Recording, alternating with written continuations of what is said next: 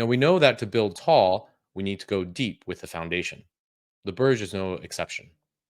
The concrete slab foundation is extremely solid, at more than 12-foot thick.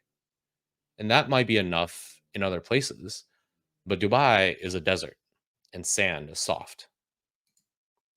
So, in addition to the concrete slab, there are 192 hanging piles driving more than 140 feet into the ground.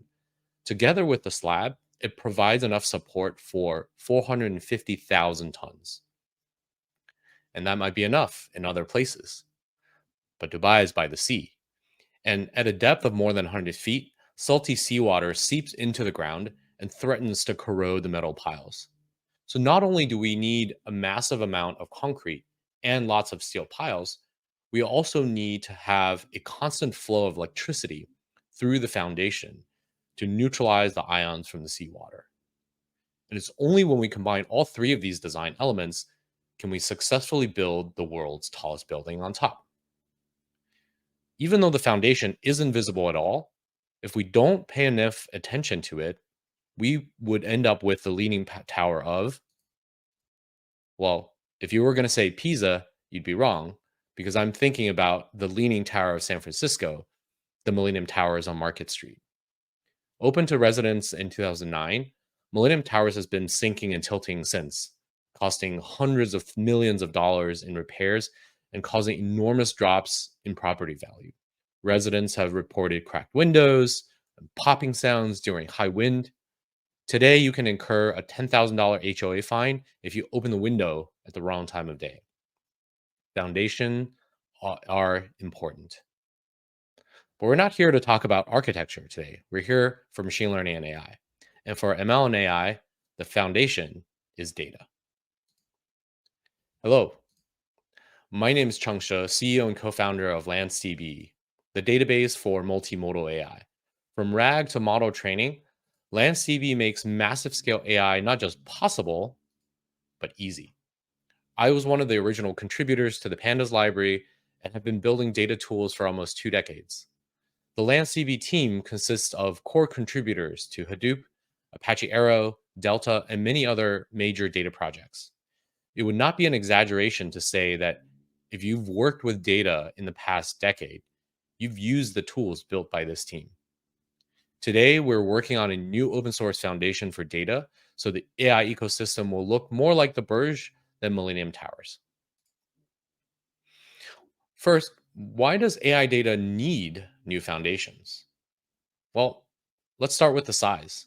AI data is much bigger than tabular data. The typical database table is around 145 bytes per row. When you add embeddings to it, that immediately increases it by 25 times.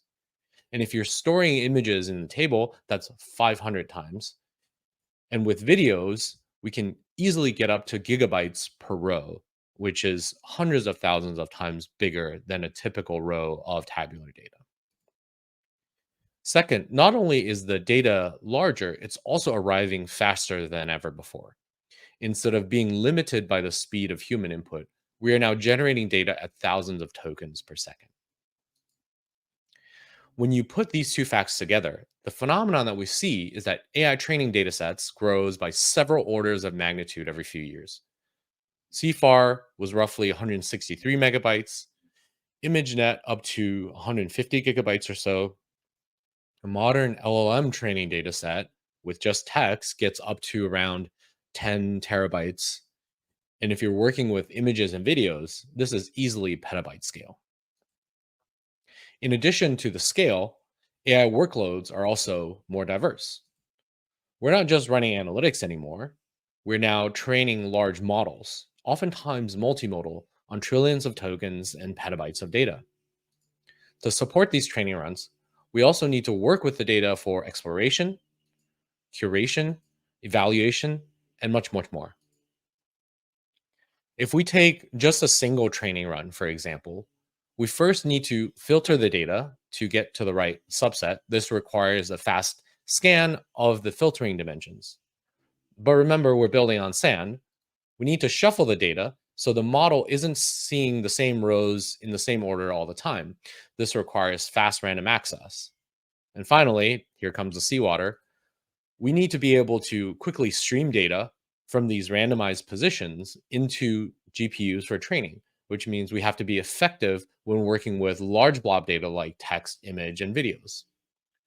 Unfortunately, the current foundations for data was laid out a decade ago for tabular data, and existing systems only support one or two of the requirements, never all three.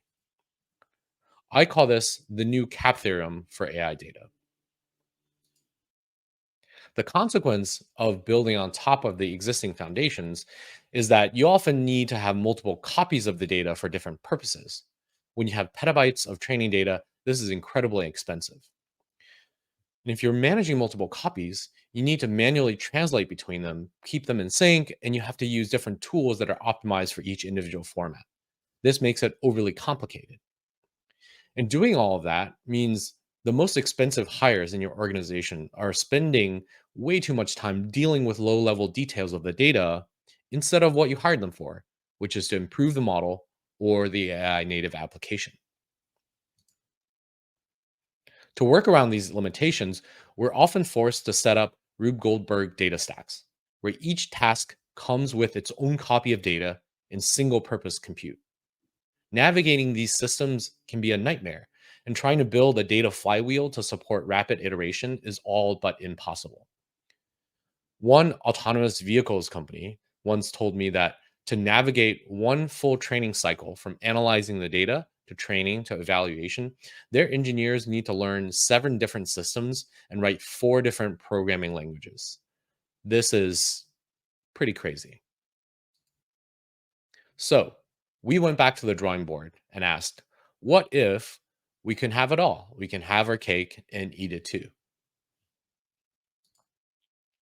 To solve the problem at its foundation, we designed Land's columnar format as a new way to store AI data on persistent storage, whether it's local NVMe or an object store like S3. Reading and writing Lance data goes through an Apache Arrow interface in memory, which makes it easy for Lance to be used by the entire ecosystem of data tools. You can run analytics using DuckDB, Pandas, Polars. Distributed ETL can be done via Spark or Daft. Lance comes with a PyTorch data loader or native Ray integration for training. And finally, Lance's indices enable every Lance dataset to support vector and full text search. Now let's zoom in on a Lance dataset. Imagine if you had a dataset with metadata columns for filtering, text, image, or video columns for training, and an embedding column for search and retrieval. Typically, the metadata would be stored in, say, BigQuery or Parquet files, so you can run SQL on that. The training data would live on S3 as raw files or perhaps in a tarball like web dataset. And the embeddings would go to a specialized vector store for search and retrieval.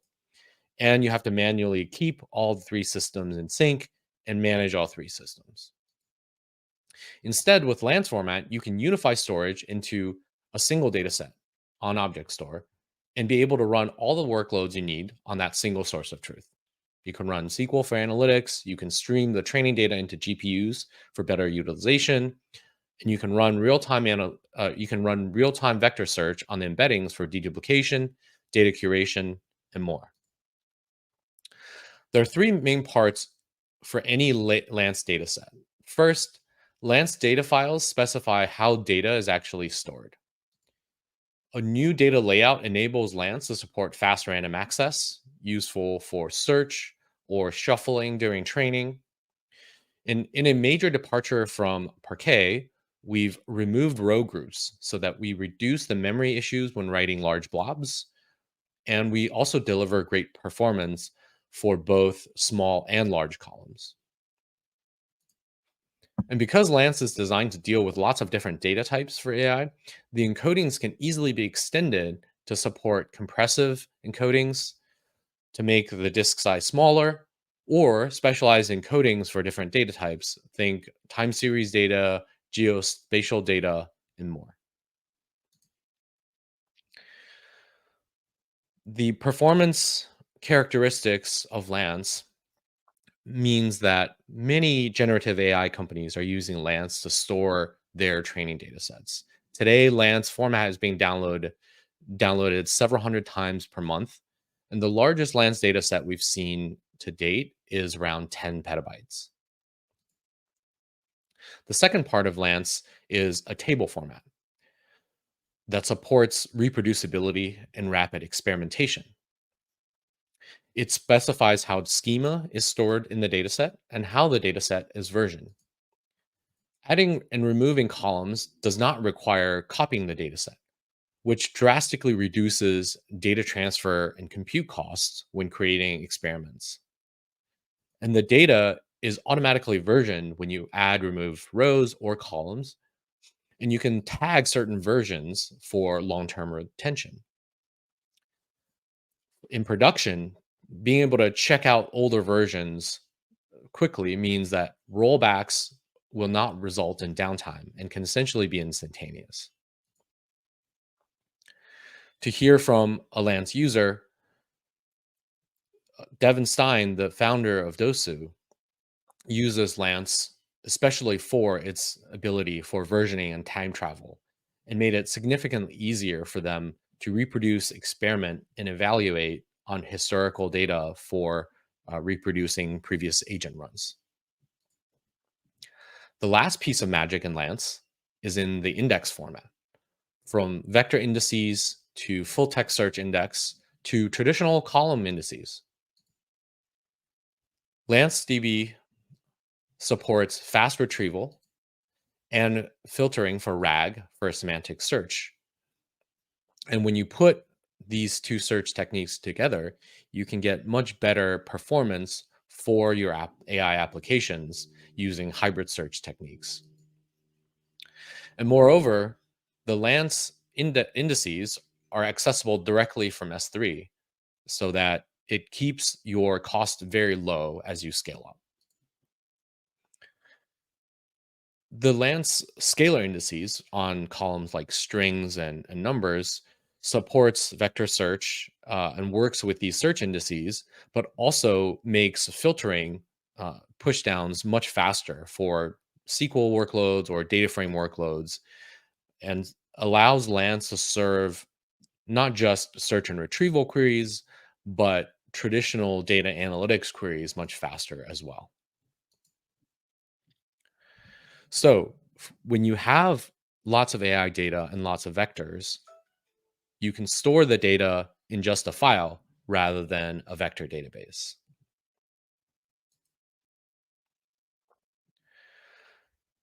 For users like Character AI, they've used Lance to migrate away from Elasticsearch and reduce their latency by over 90%. Moreover, Lance works with existing data tools like Spark or Ray and allows them to continue iterating on this system faster than ever at a scale that many have not seen before. While Lance format is the complete foundation, building the rest of the Burj will take the entire data ecosystem. This requires these projects to have open APIs and work well with each other through common standards. And we firmly believe that the future of AI is open, but it's going to take building a composable stack for AI to make that successful. Thank you for listening to my talk. If you're building AI models and applications, we'd love to hear from you. And you can use this QR code to join our Discord community or send an email to contact@lancedb.com to find out more. And of course, you can find the code itself on GitHub. We are open source and Apache license. Whether you want to use Lance or become a contributor, let's build the new open source foundation for AI data together.